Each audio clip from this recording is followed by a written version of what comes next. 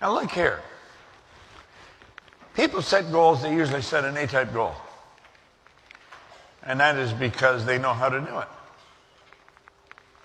They'll have a goal to get a car. They've had new cars off and on for years. They know how to do that. That's not a goal.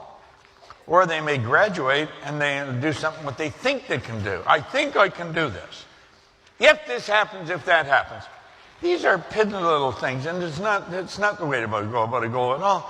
You see, whatever your heart's desire is up here waiting for you. You name it and claim it. See, the fact that you can think it, it's there.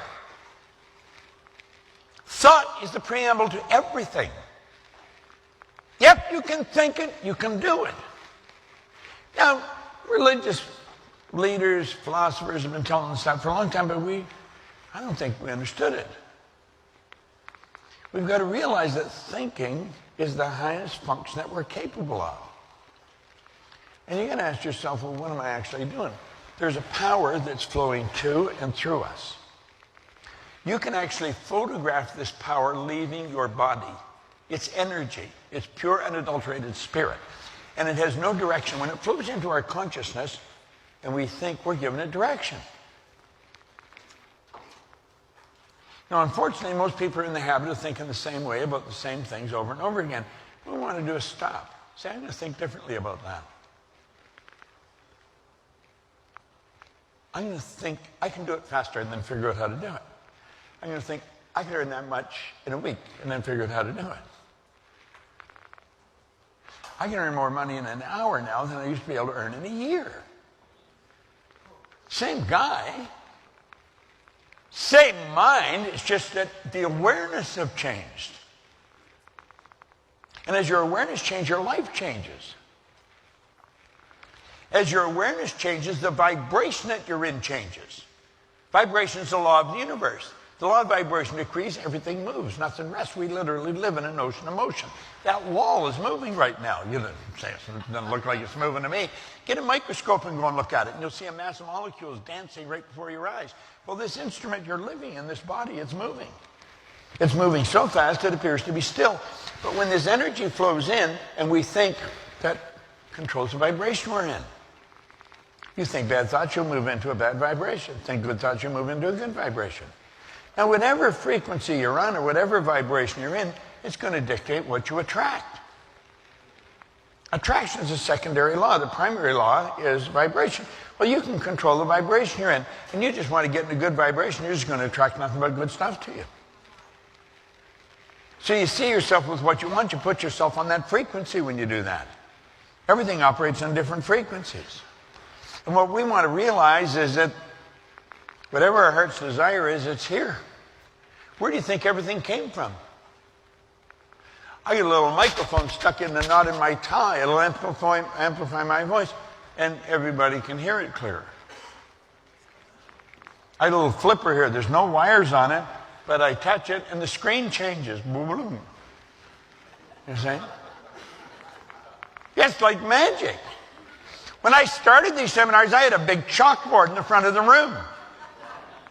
And I had to have all kinds of chalk and all kinds of wet cloths and dry cloths. And I'd put an idea on the chalkboard, and then I'd have to wash it and dry it, and then do another one. Now, boom, I just touch a button, woo-hoo, like it. Why? Someone figured out how to do this. And that's what you want to do, and that's what I want to do. We want to stretch. We want to stretch. Let's make up our mind that we're going to stretch. The number of people that really stretch are few and far between. We're talking about a very small percentage of the population. Most of us have been raised with the idea it's better to be safe than sorry. That is not so. That is a crock. It's not better to be safe than sorry. Yeah, you may go after things and you might lose a lot of money, you might be embarrassed, but at least you give it a shot. I could tell you all kinds of stories that would spoil your week, where I lost, where it didn't work out. But there's more stories on how it did work out. Because I wouldn't let that stop me. I just kept going. I kept going because I mixed with the right people, I read the right books, and I listened to the right recordings. Let's make up our mind, regardless of what you've been doing in the past, you're going to stretch. You're going to make some things happen in your life that are very big and very beautiful. Now, Robert Heinlein wrote this in a book, Strangers in a Strange Land. He was a science fiction writer back in the 60s. He said, in absence of clearly defined goals, we become strangely loyal to performing daily trivia until ultimately we become enslaved by it. Have you any idea the number of people that are just sitting playing, I don't know, some game on a computer? They're talking about nothing. Do you know that they're in the majority? They really are. I call it the chatter of the masses. If you happen to be caught up in that, make up your mind that that's going to stop right now. Now, there's two things you have to know if you want to create wealth. And I'm not going to give you a brain hernia. This is really simple stuff. One, you've got to know where you are. Two, you've got to know where you're going, and then you've got to get moving.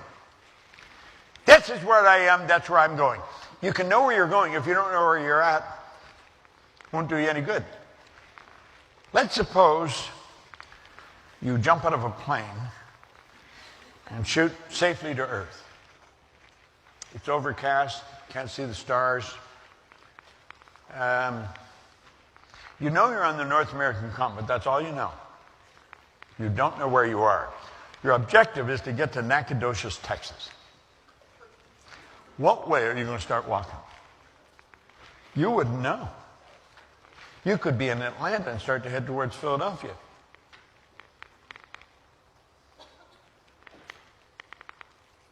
You could be in Seattle and start toward Vancouver. You see, you can know where you're going. If you're not honest to yourself where you're at, you're wasting your time. You've got to know where you're at. And you've got to know where you're going, and then you've got to get moving in that direction. It is so simple and so obvious, you have to ask yourself, why, if that's all you, why are so many people stuck? And I'm going to tell you, there's a lot of people stuck.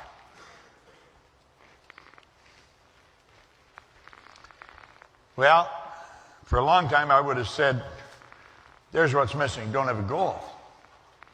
Got to have a goal.